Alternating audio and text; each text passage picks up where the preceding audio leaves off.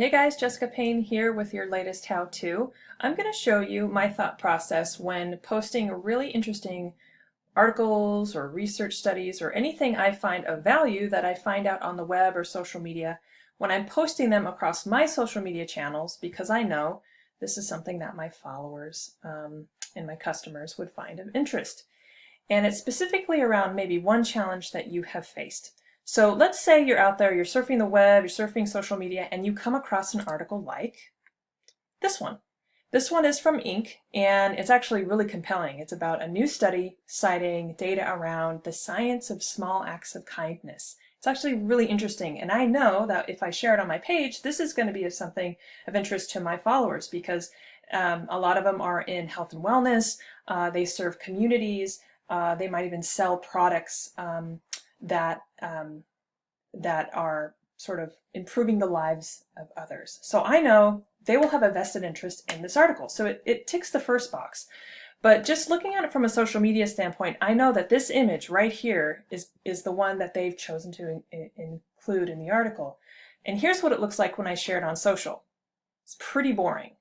And if you've heard me talk about the power of imagery, you know that you spend all this time finding great stuff to share on social media. If you don't have the right image, people are going to scroll right past it. And the whole idea of you sharing stuff on social media is to grab the attention of your followers, who we know are very, very, very busy and inundated with other content.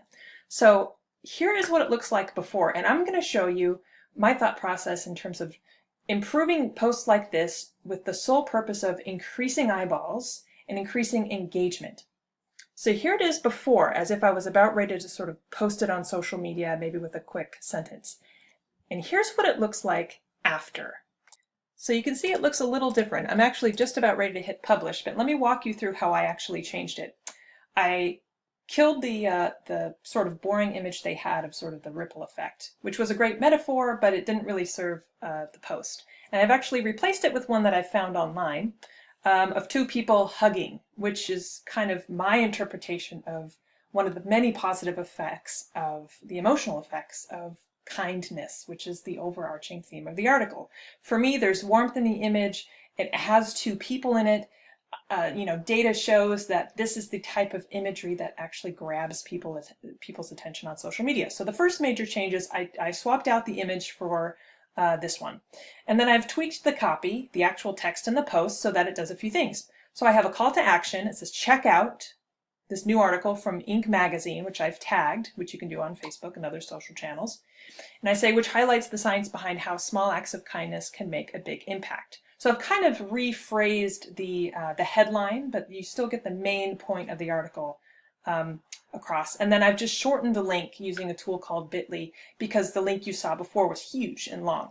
And I have to include the link because I've actually removed the image. So here's what it looks like when it's actually published. So I'll go ahead and hit publish live, give it a second, and here we go. So if you remember the image from before, it was sort of that ripple effect. There was a little bit of the headline, and then we had to come up with copy. Data shows that there's a greater chance for people to actually stop and read this post than the other one. So again, when you're coming across articles and studies and white papers, or maybe if it's even content of your own that you want to share, but the image doesn't really serve you, take some time to go out and find images, first and foremost, that are going to capture the overarching tone or theme that you're trying to convey, and really do yourself a favor. The images are like the first thing that people respond to on social media. So to answer your question you probably have, where did I get this image? So if you're on Facebook right now, message me the word images, and I'll actually include a handful of my favorite image resources.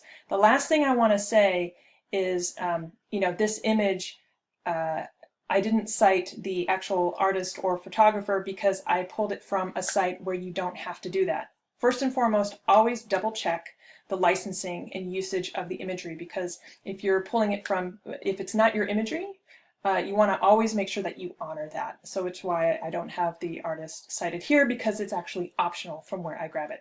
If you're watching this on YouTube, come to my Facebook page here, which you can see in the handle there, Jessica Payne Official, message me the word images, and you'll get the link to where I found this too. But overall, that's what you want to do when you're sharing an article. Always take a minute or two to ask yourself, is the image in this article really going to help me? Or are people just going to scroll right past because it's boring? Again, you want to put purpose behind every single thing you do on social media. So hopefully this will help you quickly troubleshoot how to share high quality articles and then quickly troubleshoot how to kind of engage more people for more eyeballs and more clicks. So if you have any questions or whatnot, you can always find out more information about this tutorial and others. Subscribe to my YouTube channel if you haven't already. If you're watching me here on Facebook, make sure to like the page and jump over as well. If you have any other questions about images, you can always message me too. It seems like every time I talk about imagery and visual storytelling, I get a ton of questions. My name is Jessica Payne. Thank you so much for watching, and I'll see you next time.